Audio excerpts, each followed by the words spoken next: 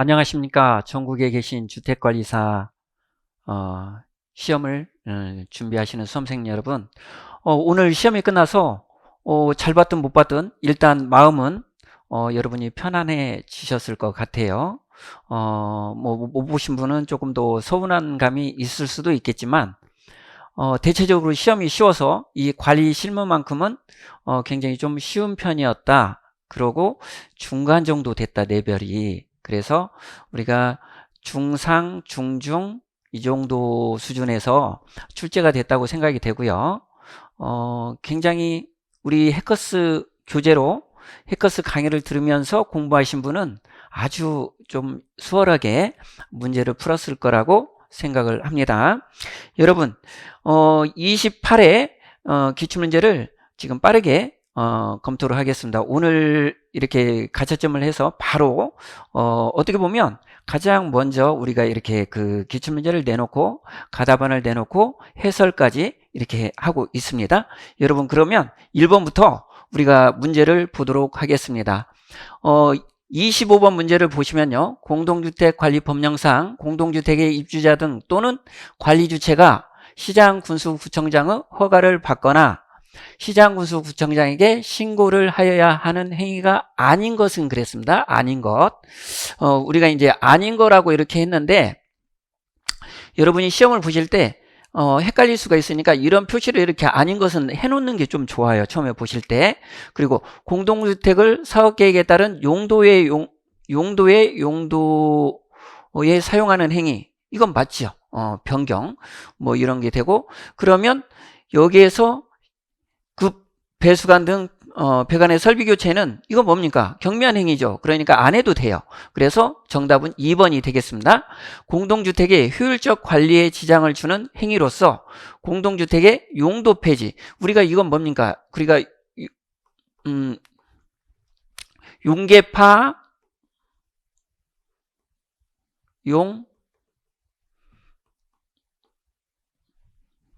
우리가 보시면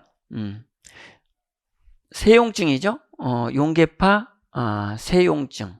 그래서 우리가 그 용도 변경이 있고 개축, 파손 철거, 그리고 세대 구분형, 그리고 용도 폐지.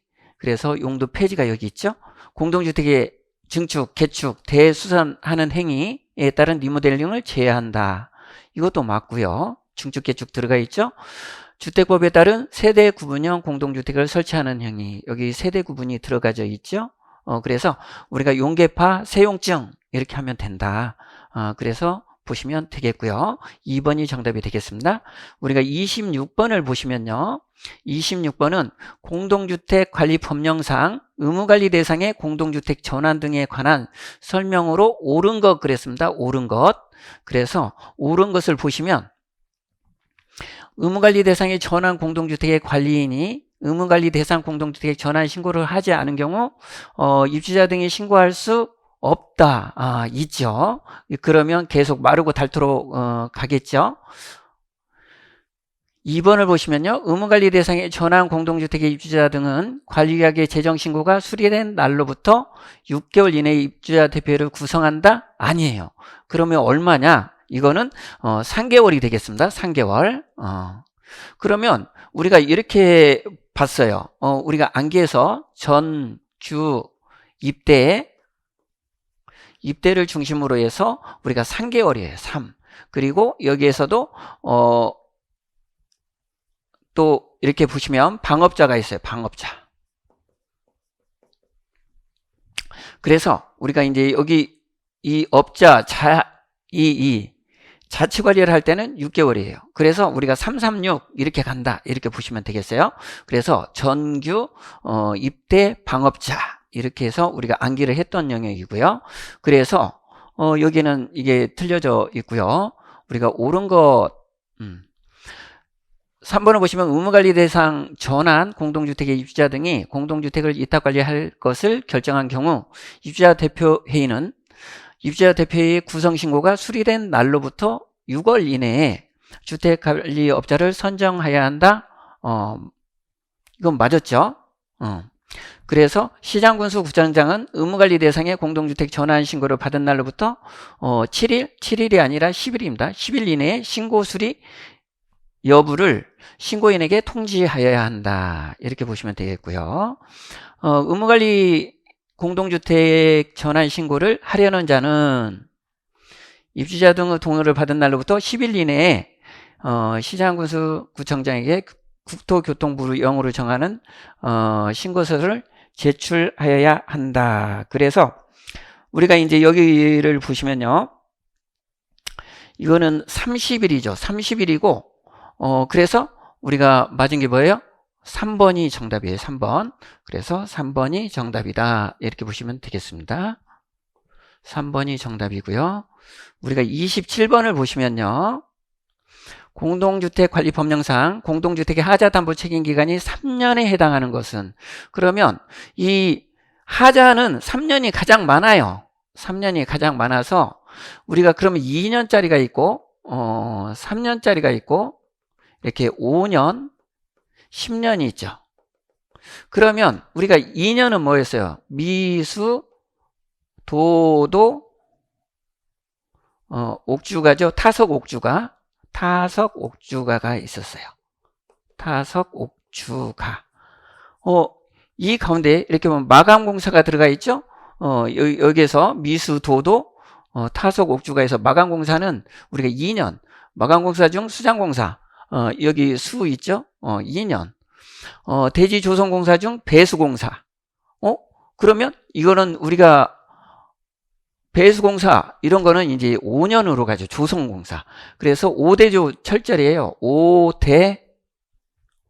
5대조 철철. 그 지방철철이에요. 지방. 그러면 5대조는 대지, 조성 저기 들어가 있잖아요. 그리고 조족조 이런 거니까. 그래서 이건 5년. 대지조성 이것도 5년. 그러면 5개 급수 위생 관련 공사가 있잖아요. 여기에 없는 것은 3년으로 다 넣으면 돼요. 그럼 여기에 3년. 그래서 5번이 정답이 되겠습니다. 5번. 그래서요. 또 넘어가서 보시면 28번을 볼 수가 있겠네요. 공동주택 관리 법령상 자치관리에 관한 설명으로 옳지 않은 것 그랬습니다. 옳지 않은 것. 옳지 않은 것을 보시면 자치관리기구 관리사무소장은 입주자 대표회의 구성원 3분의 2 이상의 찬성으로 선임한다. 관리사무소장은요, 자치관리기구에서 선임을 할 수가 있어요. 그래서 입대위가 이제 이렇게 하면 구성원의 3분의 2가 아니라 과반수가 되겠죠. 과반수. 이상 찬성으로 선임한다. 그러면 이게 이제 옳지 않은 것이니까 정답이 되고요. 주택관리업자에게 위탁관리하다가 자치관리로 관리 방법을 변경하는 경우 입주자 대표회의는 그 위탁관리 종료일까지 자치관리기구를 구성해야 한다. 맞죠? 의무관리 대상의 공동주택 그 입주자 등이 공동주택을 자치관리할 것을 정한 경우 입주자 대표회의는 공동주택관리사무소장을 자치관리기구의 대표자로 선임하여야 한다. 이것도 맞아요. 입주자 대표회의는 선임된 관리사무소장이 해임되었을 때는 그 사유가 발생한 날로부터 30일 이내에 새로운 관리사무소장을 선임해야 한다. 우리가 위탁관리의 경우에는 몇 일이었죠? 15일이죠? 자치관리기구는 입주자 대표회의의 감독을 받는다. 맞죠? 그래서 정답은 나왔고요. 29번이요. 공동주택관리법령상 의무관리 대상의 공동주택의 일반관리비 중 인건비에 해당하지 않는 것은, 그러면 우리가 이 일반관리비 등은 관리비는 어떻게 되어 있습니까? 관리비는 우리가 이렇게 보시면요. 일, 청, 경, 소, 승, 지, 난, 급수이죠. 이 중에서 일반 관리비 중에서 우리가 이제 이 인건비가 이렇게 들어있어요. 그러면 이 일반 관리비는 또 어떻게 구성이 되어 있냐면 인, 사, 세, 피, 차, 교, 부 이렇게 돼 있어요.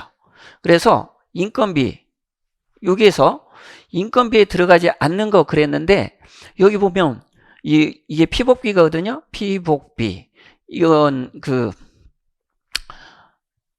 그러면 피복비가 일반 관리비 속에 이렇게 들어 있어요.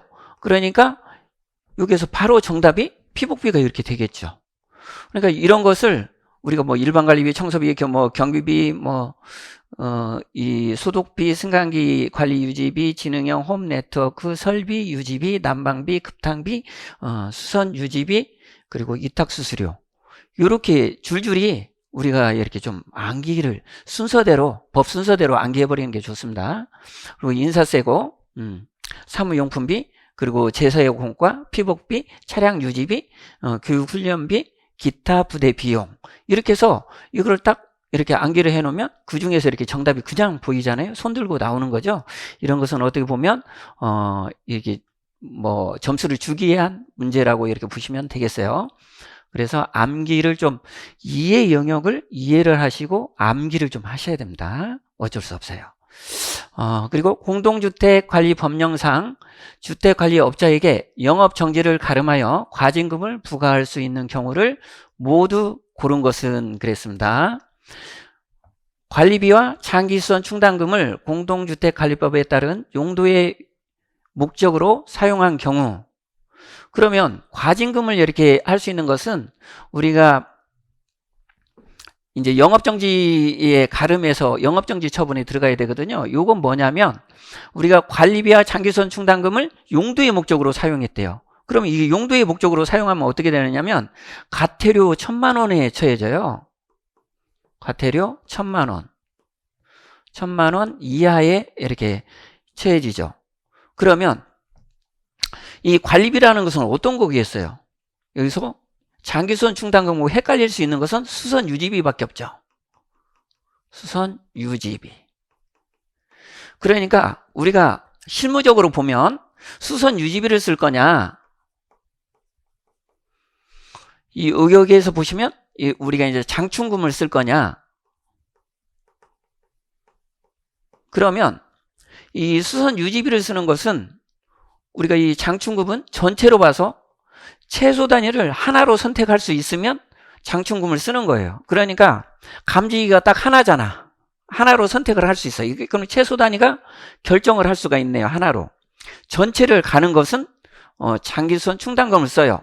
그러면 감지기는 우리가 전체 하나 적은 것이어도 장기수선 충당금을 쓴다. 그리고 우리가 펌프 같은 것도 우리가 기계실에 가면 부스타 펌프가 6개, 뭐 7, 8개 막 이렇게 있잖아요. 그러면 6개가 있다. 그러면 그 펌프 하나당 이렇게 장기수선 충당금을 쓸 수가 있는 거예요. 이거 수리를 한다면 어떤 걸 쓰고? 수선 유지비를 쓰고. 그래서 여기에서 보시면 이거는 여기에 해당이 안 돼요. 그래서 매년 이 알만 빼고 되어 있는 게 정답이 될 텐데, 그러면 4번이 되겠네요. 매년 12월 31일 기준으로 최근 3년간 공동주택 관리 실적이 없는 경우 해당되고요. 과실로 공동주택을 잘못 관리하여 소유자에게 재산상 손해를 입힌 경우도 되겠죠. 영업정지. 법인의 주택관리업자의 자본금이 2억은 조건이에요. 그냥. 그래서 미달하게 된 경우, 그런 경우에는 안 되겠죠. 그래서 보시면 4번이 정답이다. 이렇게 보실 수가 있겠습니다. 우리가 넘어가서 보시면요. 공동주택관리법령상 하자심사분쟁조정위원회 소위원회 심의 의결사항을 모두 고른 것은 그랬습니다. 1천만 원 이하의 소액사건 당연히 해당되죠. 전문 분야 등을 고려하여 분쟁위원회에서 소위원회가 의결하도록 결정한 사건 되죠. 당사자 쌍방이 소위원회 조정안을 수락하기로 합의한 경우, 그런 합의한 사건, 이런 거 다 해당이 돼요. 하자 발견 또는 보수가 쉬운 공용 부분에 관한 하자 중 주경공사에서 발생한 하자와 관련된 심사 분쟁 조정 사건, 이거는 우리가 소위원회에서 하는 게 아니에요. 이거는 이제 중앙에서 이렇게 하시면 되고, 그래서 이거를 뺀, 니을을 뺀 게 답이에요. 그러면 니을이 빠진 3번. 3번이 정답이 되겠습니다. 다시 32번으로 이제 넘어가서요. 공동주택관리법령상 위탁관리를 위해 입찰 방식으로 주택관리업자를 선정하는 경우에 설명으로 옳지 않은 것은 그랬습니다. 국토교통부 장관이 정하여 고시하는 경우 외에는 경쟁 입찰 방식으로 선정하여야 한다. 맞죠? 우리가 전부 다 경쟁 입찰 방식으로 선정을 해야 돼요. 경쟁 입찰에 참가 자격을 제한하려면 전체 입주자 등의 과반수 동의를 얻어야 한다. 예, 맞죠? 옳지 않은 것이에요, 우리가. 옳지 않은 것. 계약기간은 장기수선 계획의 조정 주기를 고려하여 정하여야 한다. 이것도 맞습니다. 우리가 그래서 주택관리업자 계약 같은 거 할 때 이 장기수선 계획 조정 주기를 고려해서 이게 보통 장기수선 계획의 조정 주기가 몇 년인가요? 3년이죠. 그래서 3년 주기로 계약하기를 이렇게 권장하고 있죠. 입주자 대표의 감사가 입찰 과정 참관을 원하는 경우에는 참관을 할 수 있도록 하여야 한다. 정확히 맞죠. 기존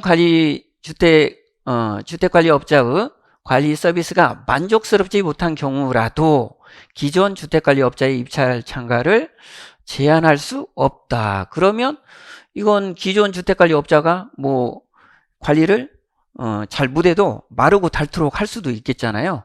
그래서 제한을 할 수가 있죠.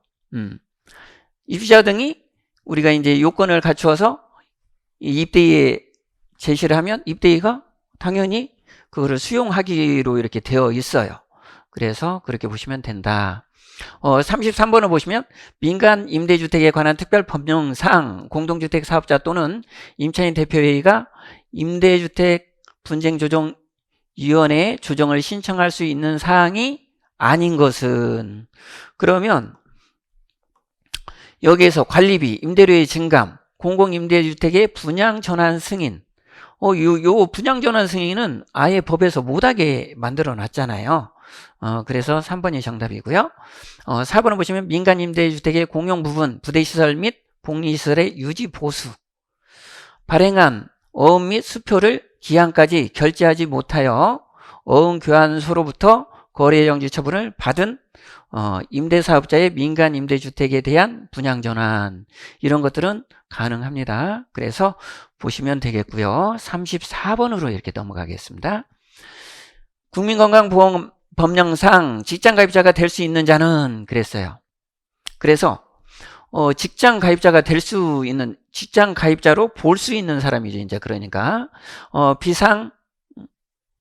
비상근 근로자가 없는 사업장의 사업주, 소재지가 일정하지 아니한 사업장의 근로자, 안 되죠? 고용기간이 1개월인 일용 근로자, 이건 됩니다. 그래서 4번이 정답이 되겠네요. 1개월 동안 소정 근로시간이 50시간인 단시간 근로자, 요거는 안 되겠어요. 그래서 4번이 정답이 되겠습니다. 4번. 그리고요, 35번을 보시면 산업재해보상법령상 용어에 관한 설명으로 옳지 않은 것 그랬습니다. 옳지 않은 것을 했어요. 그래서 옳지 않은 것을 보시면 사망한 사람의 배우자, 사실상 혼인관계에 있는 사람 포함한다고 그랬고요. 유족에 해당된다. 그렇죠. 유족이죠. 취업에 관련하여 한 취업 장소에서 다른 취업 장소로 이동은 출퇴근에 해당하지 않는다. 해당한다. 해당하지 않으면 우리가 여기에서 사고가 나면 해당이 되어서 산재에 포함이 되는 거예요. 그런데 포함되지 않으면 산재에 들어가지가 않죠. 그래서 옳지 않은 것은 2번이 정답이 되겠습니다. 부상이 치료의 효과를 더 이상 기대할 수 없고 그 증상이 고정된 상태에 이르게 된 것을 치유라고 한다. 치유가 된 거예요. 4번, 업무상 질병에 따른 정신적 훼손으로 노동 능력이 감소된 상태로서 그 질병이 치유되지 아니한 상태는 중증 요양 상태에 해당한다. 맞아요. 근로기준법에 따라서 임금 또는 평균 임금을 결정하기 어렵다고 인정되면 고용노동부 장관이 정하여 고시하는 금액을 해당 임금 또는 평균 임금으로 한다. 이것도 맞습니다. 그러면 우리가 2번이 정답이 되겠습니다. 고용보험법상 취업 촉진 수당의 종류에 해당하지 않는 것은 그랬네요. 이거 취업 촉진은 어떻게 됩니까? 우리가 이렇게 보실 수가 있죠. 고용보험법에서 보시면 우리가 실업급여는 실업이다. 그러면 제가 뭐라고 그랬어요? 실업을 당했다? 그러면 먹을 게 없어요. 그래서 입에서 구취 냄새가 난다고 그랬어요. 그래서 이렇게 구직급여 그리고 취업 촉진수당이 있죠. 여기 취업 촉진수당에 해당되는 거 이렇게 물어봤어요. 그러면 이건 4개가 있어요. 뭐가 있냐? 이광 조직이라고 했어요. 그래서 우리가 이주비 그리고 여기 다 있죠? 이제 광은 뭐예요? 광역구직활동비가 되겠고 조는 뭐예요? 조기 재취업수당 그리고 직은 직업능력개발수당. 그럼 여기 안 들어간 건 뭐예요? 여기 구직급여가 이쪽으로 들어가 버렸잖아요. 분류해서. 그러니까 우리가 분류를 잘 타는 거 이런 게 시험의 관건이에요. 그러니까 우리가 실업급여를 받으려면 구직급여 이렇게 보셔서 보시면 되겠어요. 그래서 요것만 이광 조직만 이렇게 암기말로 해드린 거 이광 조직만 암기하셔도 그냥 이렇게 답이 나온다. 저거는 이렇게 보시면 되겠어요. 건축물의 에너지 전략 설계 기준상 건축 부분은 의무사항에서 기밀 및 결로 방지 등을 위한 조치에 관한 내용으로 옳지 않은 것 그랬습니다. 옳지 않은 것. 그러면 단일 부위가 만나는 모서리 부위에 알루미늄 박 또는 플라스틱의 필름 등을 사용할 경우 그 이음부는 80mm 이상 중첩되게 시공하여야 한다. 어떤 게 틀린 것 같아요? 어떤 게 틀렸습니까? 80mm가 아니라 여기는 뭐예요? 100mm가 되겠죠. 100. 그래서 100mm 이상의 중첩되게 시공하여야 한다. 이렇게 돼야 맞습니다. 그래서 나머지를 보시면요. 건축물의 외피, 단열 부위의 접합부, 틈 등은 밀폐될 수 있도록 코킹과 가스켓 등을 사용하여 기밀하게 처리하여야 한다. 예, 맞습니다. 방풍 구조를 설치해야 하는 출입문에서 회전문과 일반문이 같이 설치되어진 경우 일반문의 부위는 방풍실 구조 후 이중문을 설치하여야 한다. 예, 이것도 맞아요. 외기에 직접 면하고 1층 또는 지상으로 연결된 출입문은 방풍 구조로 하여야 한다. 다만 너비가 1.2m 이하의 출입문은 그러하지 않을 수 있다. 건축물의 거실의 창이 외기에 직접 면하는 부위인 경우에는 기밀성 창을 설치해야 한다. 예, 보시면 1번이 정답 나왔고요. 우리가 이제 38번을 보시겠습니다. 건축물의 설비 기준에 관한 규칙상 비상용 승강기의 승강장 설치하는 배연 설비의 구조에 관한 내용으로 옳은 것을 모두 고른 것은 그랬습니다. 배연구 및 배풍 풍도는 난연 재료로 하고 화재가 발생한 경우 원활하게 배연시킬 수 있는 규모로서 외기 또는 평상시에 사용하지 아니하는 굴뚝에 연결할 것 그랬는데 여기에서 보시면 어떤 게 틀렸어요? 틀려 있는데 난연이 아니라 불연입니다. 불연. 그래서 불연 재료로 해야 돼요. 난연은 잘 타지 않는 거고 불연은 안 타는 거고 그렇게 보시면 되겠어요. 그러면 니은번도 같이 봅시다. 배연구에 설치하는 수동 개방장치 또는 자동 개방장치, 열 감지기, 연기 감지기에 의한 것을 말한다. 그러니까 자동 개방 장치는 손으로도 열고 닫을 수 있도록 할 것. 그렇죠. 이게 고장이 나버리면 그 화재가 나면 이게 그 자동이 전기가 끊겨서 안 될 수도 있어요. 그러면 수동으로 열고 닫을 수도 있어야 되겠죠. 배연구는 평상시에는 닫힌 상태를 유지하고 연 경우에는 배연에 의한 기류로 인하여 닫히지 아니하도록 한다. 네, 맞습니다. 그러면 기역번이 빠진 거 보시면 니은 디귿. 그래서 5번이 정답이 되겠습니다. 우리가 39번을 보시면 되겠네요. 39번. 승강기 안전관리 법령상 승강기 안전검사에 관한 내용으로 옳지 않은 것 그랬습니다. 옳지 않은 것. 옳지 않은 것을 이렇게 보시면 관리 주체가 요청하는 경우에는 수시 검사를 받아야 한다. 맞죠? 승강기의 제어반 또는 구동기를 교체한 경우는 수시 검사를 받아야 한다. 맞습니다. 수시 검사 요건에 다 들어가고 있어요. 설치 검사를 받은 날로부터 15년이 지난 경우는 정밀 안전검사를 받아야 한다. 그것도 맞죠?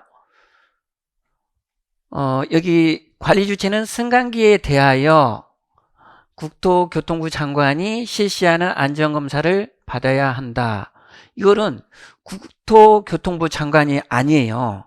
승강기 우리가 그 검사기관이에요. 승강기 검사기관에서 실시하는 승강기 검사 기관에서 실시하는 안전검사를 받아야 한다예요. 그래서 이렇게 보시면 되겠고, 주택건설 기준 등에 관한 규정상 난간에 관한 내용이다.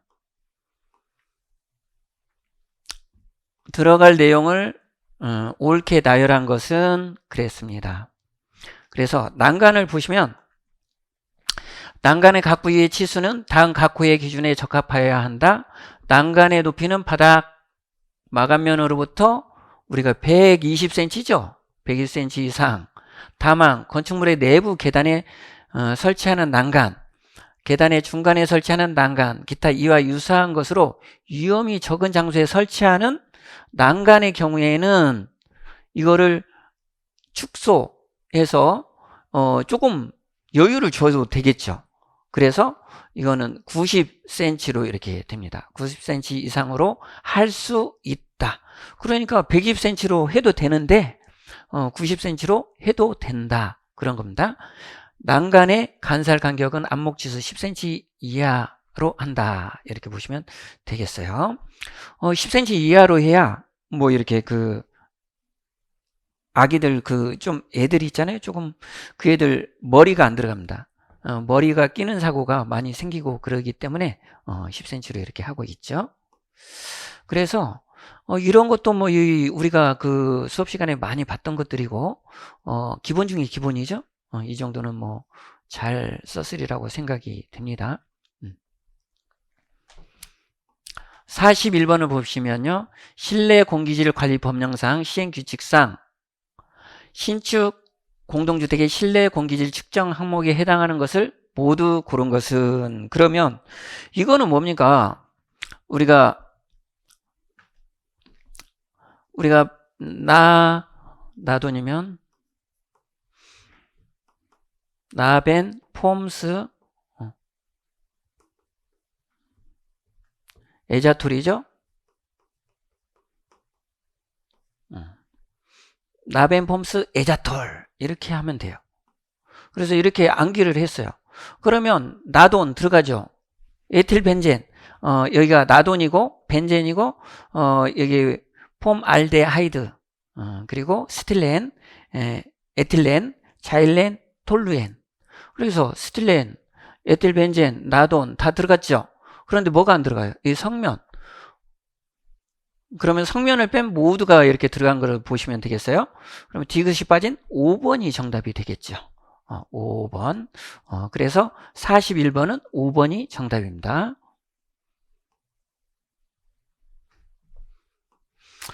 우리가 이제 42번을 보시면요.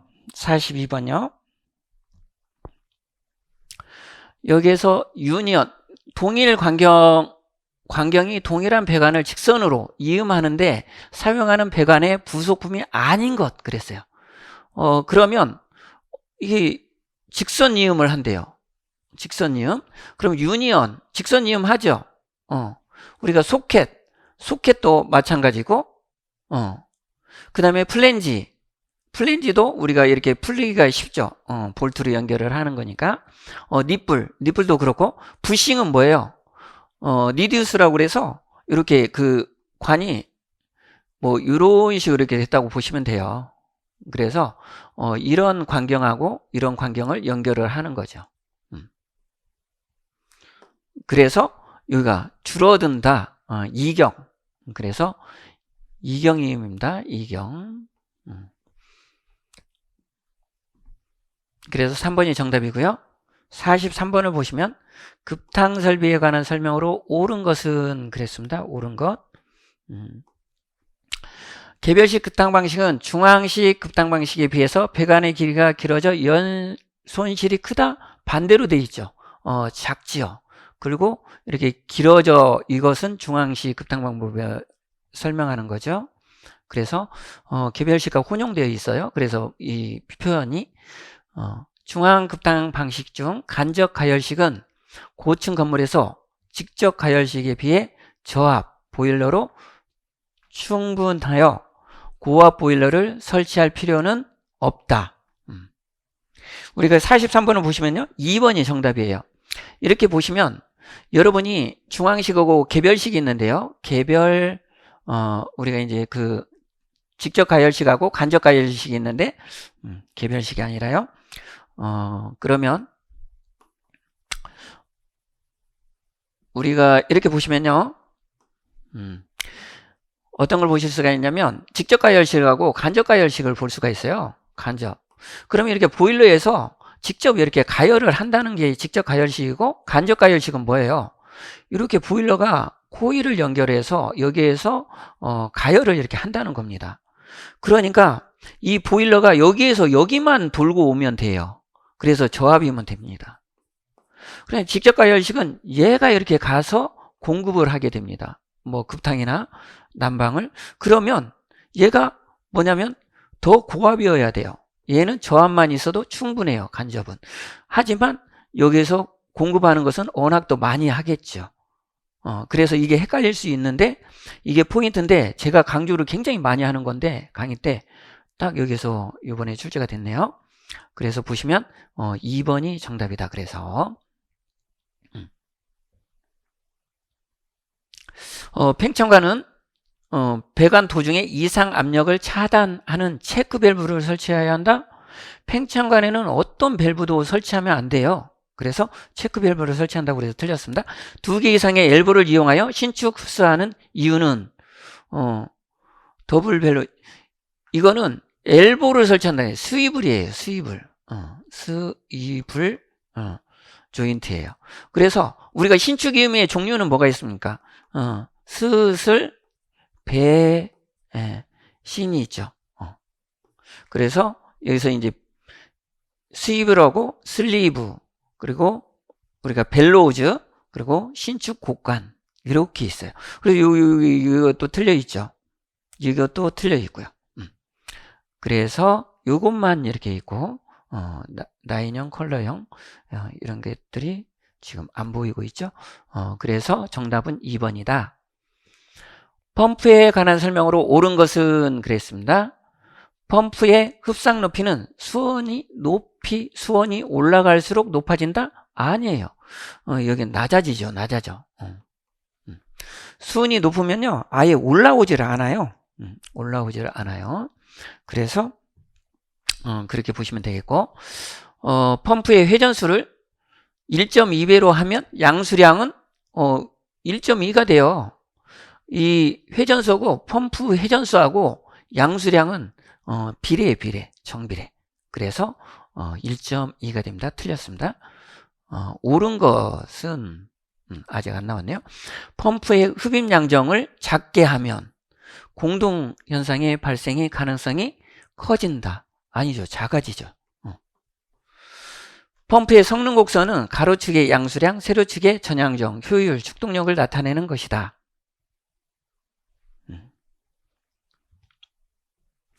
그래서 이 표현이 맞은 거예요. 맞았어요. 그래서 4번이 정답.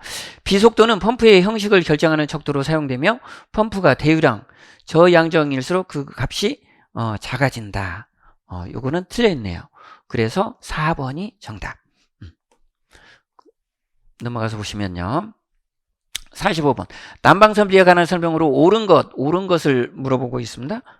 그래서 옳은 것은 중앙난방 방식의 온수 방식에는 팽창 탱크가 필요하다. 증기난방은 온수난방에 비해 부하 변동에 따른 실내 온도 조절이 용이하다. 온수난방에는 방열기 트랩을 사용하여 연료율을 증가시킨다. 이거 틀려있죠? 방열기 트랩을 안 쓰죠. 방열기를 안 쓰니까. 방열기의 상당 방열력은 표준 방열량의 방열기의 방열량으로 나눈 값을 말한다. 이거 틀려 있어요. 그래서 어떤 거냐면 상당 방열 면적은 우리가 방열기의 방열량을 표준 방열량으로 이렇게 나눈 값이에요. 그래서 얘가 이렇게 바뀌어야 맞습니다. 직접 한수 방식은 역한수 방식에 비해 배관 설치 비용이 증가한다? 감소하죠. 이게 배관이 굉장히 길어지는 거니까 그렇게 보시면 되겠어요. 그래서 우리가 이제 45번에 이렇게 보시면 팽창 탱크가 필요하다. 아까 온수난방에는 팽창 탱크가 필요하다. 이건 팽창 탱크가 필요 없어요. 그래서 2번이 정답이에요. 증기난방은 온수난방에 비해서 부하 변동에 따른 실내 온도 조절이 용이하다.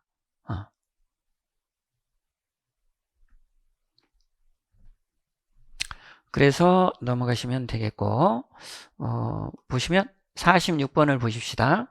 46번도 어려운 문제죠. 이건 조금 어려운 문제인 것 같아요. 냉동 설비에 관한 내용으로 옳지 않은 것 그랬습니다. 옳지 않은 것. 히트펌프는 냉방용 및 난방용으로 사용할 수가 있다. 맞아요.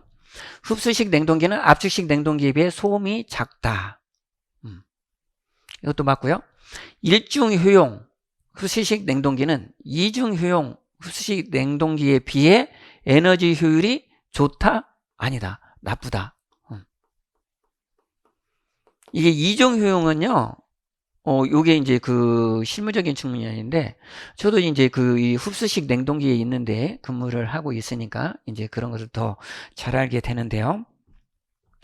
우리가 보시면, 이거는 일중 효용이기 때문에 단일 사이클이고, 이거는 이중 사이클이에요. 그렇게 보시면 되고, 우리가 성능 계수를 보면 얘는 0.6에서 0.8이에요. 성능이 조금 덜 나온다는 거죠. 이중 효율은 이거는 1.0에서 우리가 성능 효율이 1.2까지 이렇게 나오는 1.3까지 나온다고 보시면 되겠네. 1.3까지 나오는 에너지 효율을 가져요. 그래서 흡수식 이중효 흡수식 냉동기가 에너지 효율이 좋다. 이렇게 보셔야 됩니다. 그리고 4번을 보시면 히트펌프는 난방 운전 시가 냉방 운전 시보다 성적 계수가 높다. 이게 틀렸어요. 낮다 그래야 됩니다. 응축기와 팽창 밸브는 압축식 냉동기의 구성 요소에 포함. 가만히 있어라. 이거 높다가 맞아요. 맞아. 1만큼 높아요. 1만큼. 1만큼 높아요. 그래서 이건 맞고요. 응축기와 팽창 밸브는 압축식 냉동기의 구성 요소에 포함된다. 이것도 맞습니다. 그래서 이제 넘어가서 보시면요. 47번이에요. 47번. 소방시설의 설치 및 관리에 관한 법률 시행령에서 정하고 있는 소방시설 중 경보설비가 아닌 것 그랬습니다. 우리가 이렇게 보시면 소경피 활동이죠. 우리가 용수 활동이에요. 용수 활동. 그러니까 요 경보 설비를 물어보고 있어요. 경보 설비. 우리가 경보는 경보자가 들어갔으니까 당연히 경보 설비겠죠? 비상 경보 설비. 그리고 우리가 비상 방송도 소리를 내는 거잖아요. 경보는 소리를 내는 거니까. 그리고 여기에 자탐이 들어가요. 자탐. 그러면 무선 통신 보조 설비는 여기에서 자탐을 이렇게 잘 보셔야 돼요, 여러분이. 그래서 얘가 정답인데 얘는 통신을 한대요, 무선으로. 그러니까 소방관한테 이렇게 연락을 하거나 뭐 이제 관리사무소에서 직원과 뭐 관리사무소장이 연결을 하면서 화재 여부를 판단을 하는 거죠. 그러면서 이렇게 화재가 뭐 진짜 화재다, 아니면 오보 화재다, 그래서 비화재 경보가 울렸다, 이렇게 할 수가 있는 거죠. 그래서 이건 뭐예요? 여기에서 보면 활동설비, 소화 활동설비. 그래서 이게 5번 무선 통신 보조 설비가 정답이다, 이렇게 보시면 되겠네요. 48번을 보시면요, 요거는 가로 20m, 세로 10m, 높이 6m인 기계실의 발열량이 200kW일 때 실내 온도를 30도로 유지하기 위한 환기 횟수는 그랬더니요. 그러면 이거는 푸는 문제가 나오면 조금 이렇게 부담이 되죠. 근데 오히려 이 실무에 푸는 문제는요, 여러분한테 점수를 주는 거라고 이렇게 생각을 하시면 돼요. 왜 그러냐면 딱 10개 정도의 문제 패턴이 있는데 그 패턴에 다 들어있어요. 딱 이건 그 매 시험에 한 문제는 나온다고 보시면 되고, 그러면 그거를 이렇게 딱 하시면 되죠. 그래서 이 환기 횟수는 어떻게 됩니까? 환기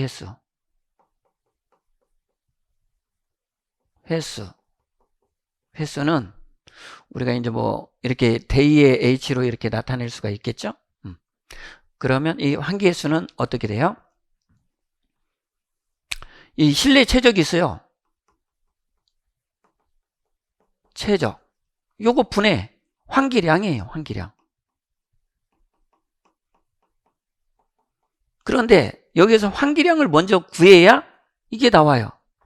그럼 환기량은 우리가 보시면 여기에서 이렇게 봤잖아요. 우리가 200kW래요. 200kW는 줄로 바꾸면 어떻게 돼요? 아니, 20kW래요.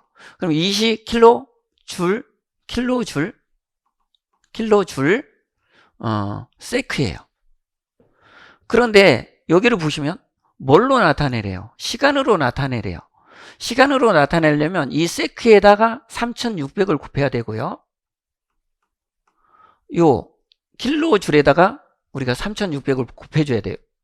분모분자 같은 수를 곱해주면 약분이 되니까 똑같죠.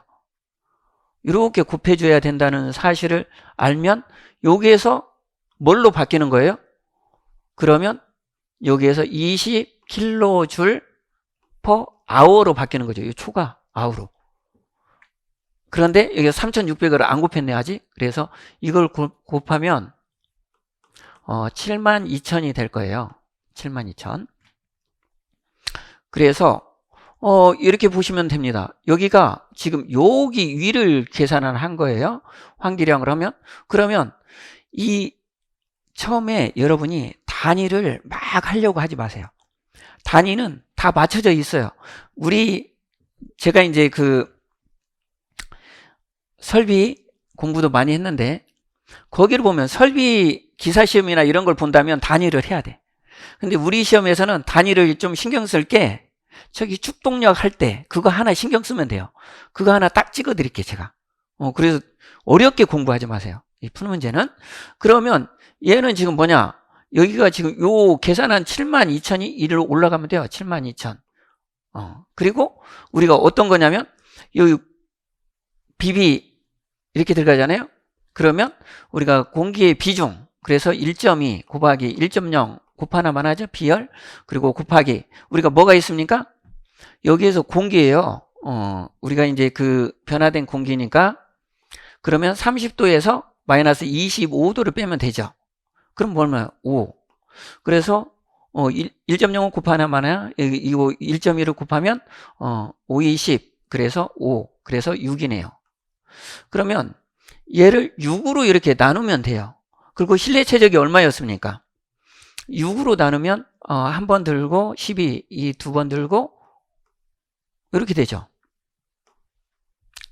이게 7만 2천이었으니까 7만 2천 7만 2천이었어요. 그래서 12,000이 나옵니다. 그러면 실내 최적은 어떻게 돼요? 실내 최적은 여기서 20 메타, 10m 그리고 6m죠. 그럼 이게 메타의 3승인데 이걸 안 쓰고도 이렇게 딱 보면 이걸 계산하면 얼마가 나와요? 60에 6이 12. 그래서 이게 1200이 나오죠? 1200. 그러니까 최종적으로 이 나누면 이건 나누기 이거예요. 그럼 얼마가 나오는가? 환기횟수는 10이 나오죠. 10. 그래서 하루에 10시간을 환기를 해야 된다. 이렇게 보시면 되겠네요. 환기횟수는 10이 나온다. 그러면 정답은 어떤 거다? 2번이다. 어려울 게 없어요. 이렇게 쭉 보시면. 푸는 문제가 오히려 확실하게 점수를 얻을 수 있는 문제가 돼요. 공동주택관리법령상 용어의 정의에 관한 규정이다. 가로 안에 들어갈 용어를 쓰시오. 무엇이란 분양 목적이래요. 분양 목적으로 한 공동주택과 플러스 임대주택이 함께 있는 공동주택. 그럼 이 두 개가 혼용되어 있대요. 그래서 혼합주택이에요. 그러면 여기는 이제 우리가 혼합주택으로 볼 수가 있다. 이렇게 보시면 되겠어요. 그래서 혼합주택 단지, 혼합주택 단지가 된다. 이렇게 보시면 되겠습니다. 공동주택관리법령상 선거관리위원회 구성원 수 등에 관한 규정의 일부이다. 가로 안에 들어갈 용어와 아라비아 숫자를 쓰시오. 그랬습니다. 이 주관식 문제는 대체적으로 좀 쉽게 나왔어요. 그래서 보시면 법 제15조 입주자동은 동별대표자나 입주자 대표회의에 임원을 선출하거나 해임하기 위하여 선거관리위원회를 구성한다. 입주자 등이죠. 여기 오타가 나와서.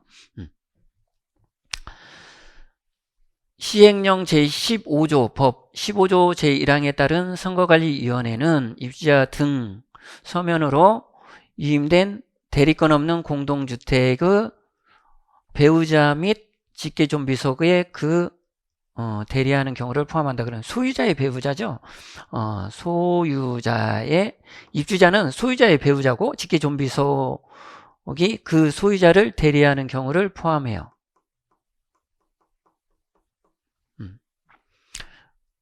그래서 소유자가 들어가면 맞고요. 기억은 500세대 이상의 공동주택은 몇 명 이상?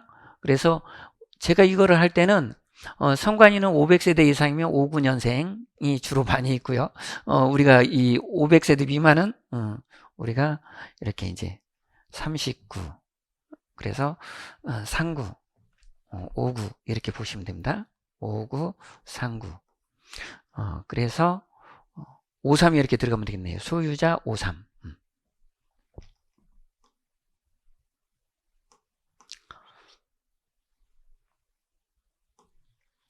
공동주택관리법 제19조 관리계약 등의 신고에서 보면 19조 규정의 일부이다. 가로 안에 들어갈 아라비아 숫자를 쓰시오. 의무관리 대상의 전환 공동주택의 관리인이 관리계약에 재정신고를 하지 아니하는 경우에는 입주자 등의 몇 분의 1 이상이 연사하여 신고할 수 있다. 우리가 10분의 1이에요. 10분의 1. 그래서 이런 요건을 갖추면 원래는 누가 해야 되는데 관리인이 해야 되는데 아니면 이제 여기는 관리계약 재정신고를 하지 않은 경우에는 그러니까 관리인이 안 한다. 그러면 이 10분의 1 이상이 이렇게 하면 됩니다. 입주자 대표회의가 구성이 된 이후에는 누가 해야 있어요? 거기 입주자 대표회의 회장이 해야 되겠죠. 그렇게 보시면 되겠고 그러면 다시 올라가서 68번을 보시겠습니다. 공동주택 관리 법령상 업무의 위탁에 관한 규정의 일부이다. 가로 안에 들어갈 용어를 쓰시오. 시행령 제95조 시장군수구청장은 시장 등이라고 읽을게요. 시장 등은 법에 따라 소규모 공동주택의 안전관리 업무를 다음 각호 어느 하나에 해당하는 법인을 지정하여 위탁한다. 여기 국토안전관리원이 있죠. 여기는 그리고 주택관리사 단체 에다가 우리가 위임을 하죠. 그 밖에 이제 여기는 소규모 공동주택 안전관리는 수행할 수 있다고 인정하여 고시하는 법인. 그러면 그 밖에는 국토교통부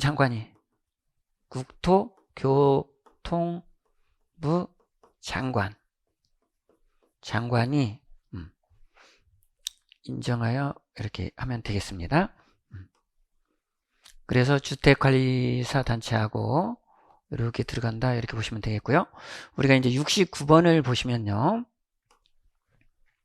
공동주택관리법령상 층간소음 실태에 관한 규정의 일부이다. 가로 안에 들어갈 용어를 쓰시오. 법 제85조 2 국토교통부 장관 또는 지방자치단체장은 층간소음에 관한 실태 조사 업무를 대통령령으로 정하는 기관 또는 단체에게 위탁하여 실시할 수 있다. 시행령 법에서 대통령령으로 정하는 기관 또는 단체란 각호 기관 또는 단체를 말한다.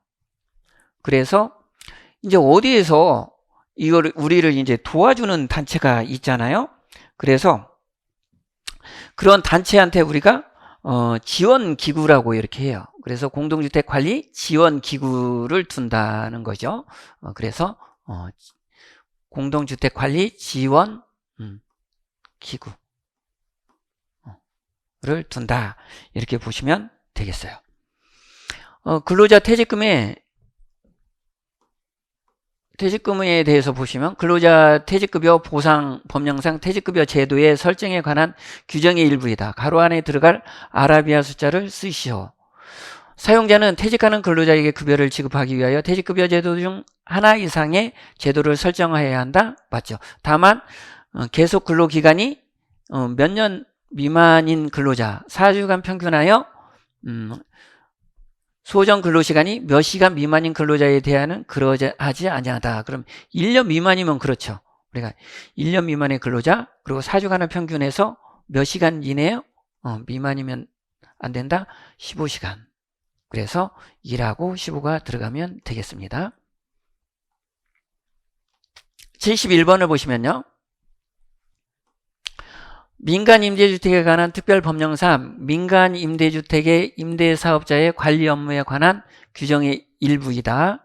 가로 안에 들어갈 용어를 쓰시오.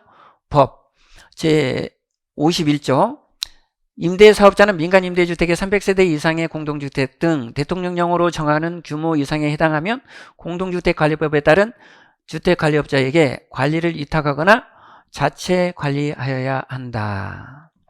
법에 따른 민간임대주택의 임대사업자는 주요 시설을 교체하고 보수하는 데 필요한 무엇을 적립하여야 한다. 그러면 특별 수선충당금이죠. 수선충당금을 적립해야 됩니다. 시행령 43조 법에 따른 민간임대주택의 임대사업자는 해당 민간임대주택 그 공용부분, 부대시설, 복리시설에 대한 장기성 계획을 수립하여 주택법 제49조에 따른 사용검사 신청 시 함께 제출하여야 하며 임대기간 중에 해당 민간임대주택에 있는 무엇의 장기성 계획서를 갖춰 놓아야 한다. 그러면 장기성 계획서를 어디에 보관시켜야 됩니까? 여기는 관리사무소죠.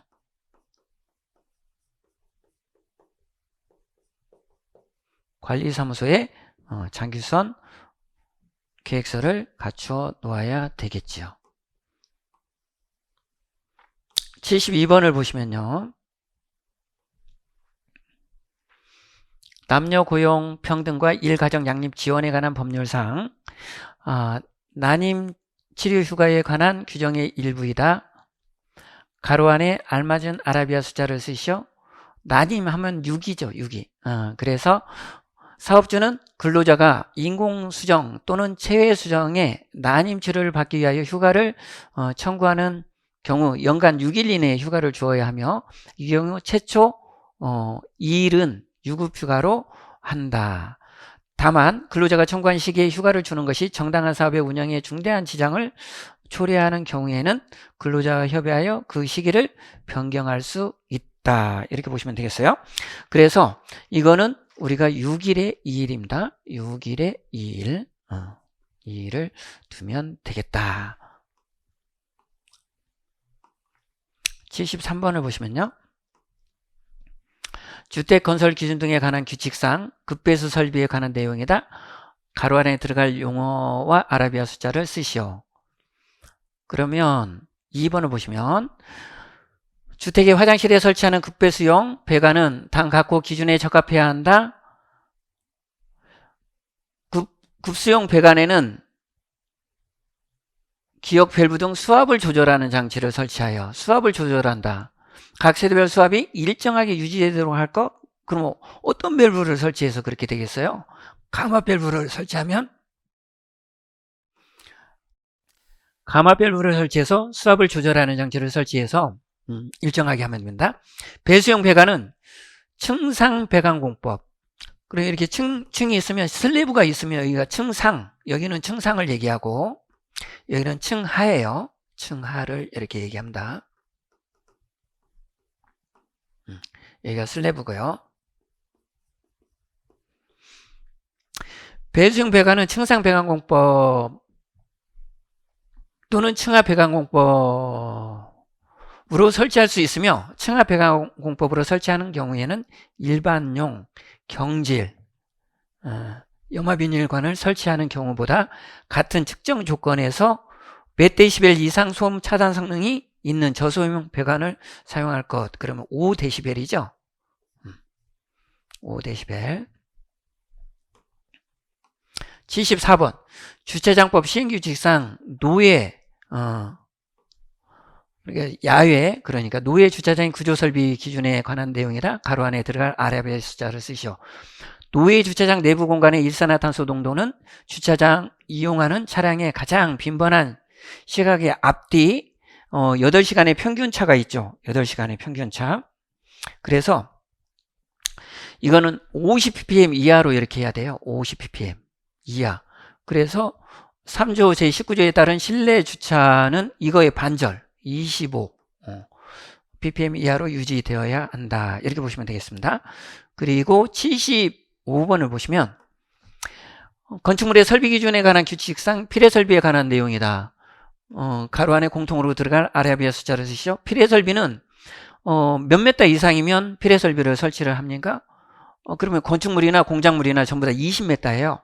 낙뢰 우려가 있는 건축물 높이는 20m 이상의 건축물 또는 공작물로 20m 이상의 공작물 설치하여 그 전체 높이가 20m 이상인 것을 포함한다. 예. 다음 각호에 적합한 필해 설비를 설치해야 한다. 이렇게 되어 있죠. 76번요.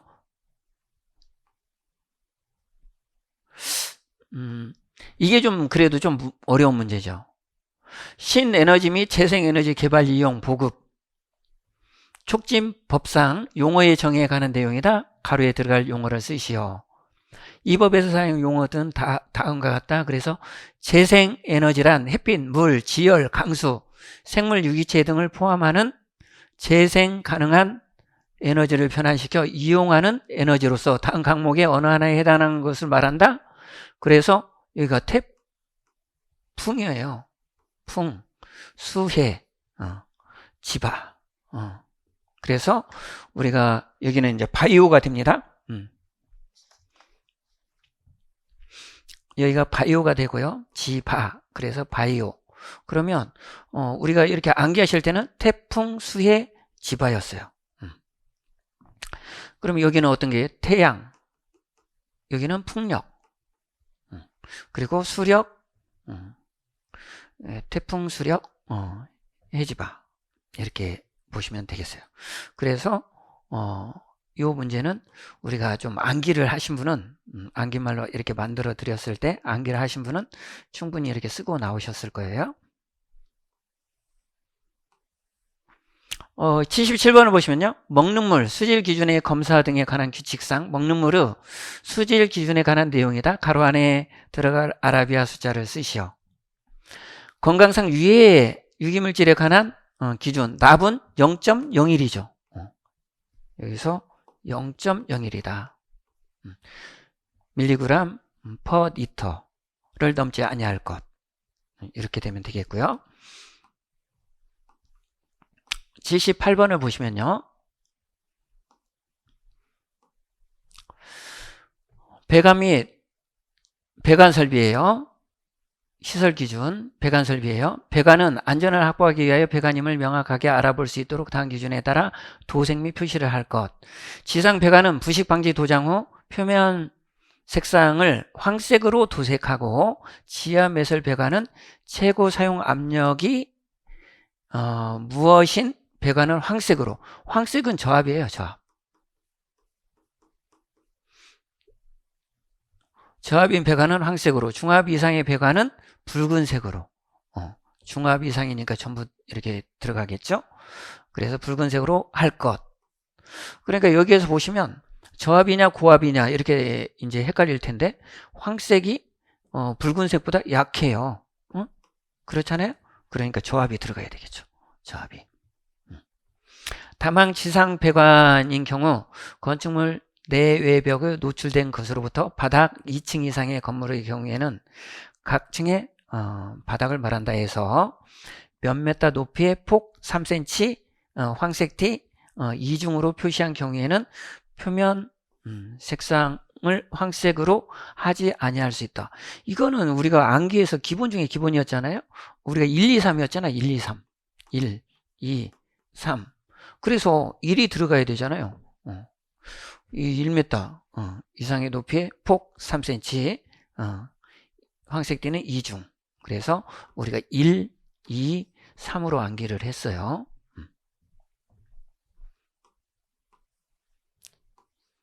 79번을 보시면요. 화재 예방 및 안전에 관한 법률 시행령상 특급 소방 안전관리 대상물에 관한 내용이다. 가로 안에 들어갈 아라비아 숫자를 쓰시오. 특급 소방 안전관리 대상물이네요. 그러면 이거는 50층에 200이에요. 5인데 우리가 1급을 암기할 때 어떻게 암기를 했냐면 1급은 1, 2, 3이다 그랬어요. 1, 2, 3. 1, 2, 3이 뭐냐? 그러면 30은 30층이에요. 층. 그리고 1, 2, 120m예요. 그래서 여기는 이제 5이고 특급은 5이고 1급은 1, 2, 3이다. 그래서 기준점을 우리가 1, 2, 3으로 잡자. 아파트는 뭐 이제 1급이 없고 2급으로 하고 있잖아요. 하지만 우리가 이제 1급을 기준으로 해서 1, 2, 3을 딱 잡고 그 위에는 5, 2 이렇게 가면 우리가 관념을 딱 잡을 수가 있다. 이렇게 얘기를 했어요. 그래서 5, 2로 한다. 80번을 보시면요. 피난기구의 화재 안전기술 기준상 승강식 피난기구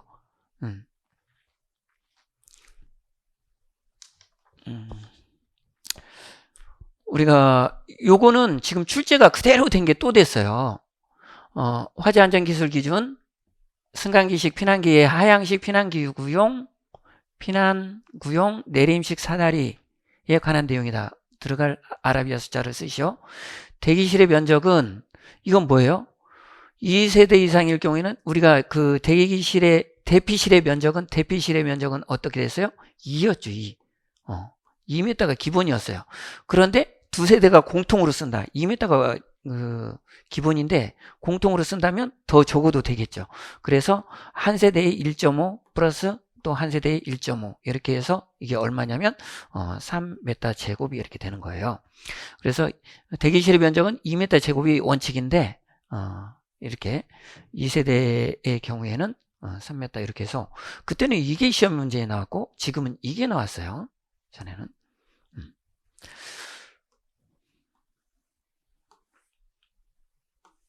다 뭐 있나요? 여기 다 끝났죠. 여러분 이렇게 그 기출문제를 보다시피요. 제 강의를 이렇게 수강을 하셨으면 뭐 좋은 점수가 나왔을 거예요. 이번 시험 문제는 조금 쉬워서 좀 변별력이 조금 떨어졌다 그렇게 좀 생각이 되고요. 작년에 비해서 한 문제에서 두 문제 정도는 더 맞춰야 되지 않을까 그런 생각을 좀 합니다. 그래서 여러분이 시험을 이제 잘 치르셨으니까 여러분이 모두 합격하는 좋은 그런 시간이 되었으면 좋겠고요. 또 불행히도 이제 막 시작을 했거나 그런 분들이 이제 시험 삼아서 이렇게 시험을 봤다고 한다면 제가 이제 안긴말이나 이런 거를 전부 다 이렇게 해서 딱 다 여러분한테 공부하시는 분한테 안겨줘요.